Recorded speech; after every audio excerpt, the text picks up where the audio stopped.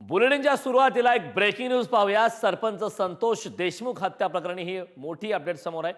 मस्साजो ग्रामस्थांनी आता सामूहिक जलसमाधी आंदोलन सुरू केलं। संतोष देशमुखांच्या कुटुंबियांसह गावकऱ्यांचं जलसमाधी आंदोलन आहे, त्याचे दृश्य आपण पुढारी न्यूजवरती पाहतोय। हत्येला तब्बल 22 दिवस उलटलेत, अद्यापही आरोपींना अटक न झाल्याने आता मस्साजोग येथील गावकरी आक्रमक झालेत। मुख्य आरोपी सुदर्शन गुलेंच्या अटकेसाठी मस्साजोगचे गावकरी आक्रमक झाल्याचं पाहायला मिळत आहे। हे दृश्य आपण पाहतोय, देशमुख यांचे कुटुंबीय देखील त्यामध्ये सहभागी आहेत।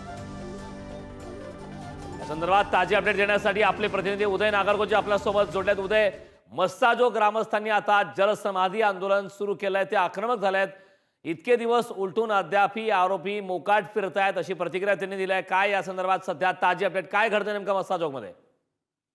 नक्कीच मस्साजोग येथील सरपंच संतोष देशमुख यांची जी हत्या झाली होती तेव्हापासून ग्रामस्थांची आक्रमक भूमिका आहे। अगदी पहिल्या दिवशी ग्रामस्थांनी जवळपास 14 तास ठिय्या आंदोलन केलं होतं। या प्रकरणातली आरोपीला तात्काळ अटक करावी अशी मागणी केली होती।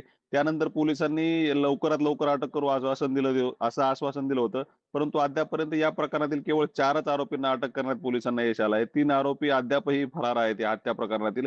त्यामुळे कुठेतरी एक पोलिसांविषयी नाराजीची भावना ग्रामस्थांमध्ये असल्याचं पाहायला मिळतं। या ठिकाणी वरिष्ठ पोलीस अधिकारी देखील दाखल झाले असून त्यांनी ग्रामस्थांची समजूत काढण्याचा प्रयत्न केला, परंतु ग्रामस्थांनी त्यांचं काहीही ऐकलेलं नाही। आम्हाला या प्रकरणातील उर्वरित जे ते तात्काळ अटक करावेत अशी त्यांनी मागणी केली आहे।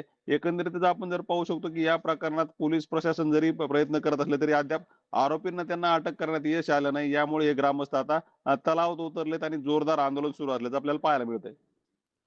नक्कीच उदय, खूप खूप धन्यवाद या सविस्तर अशा माहितीबद्दल।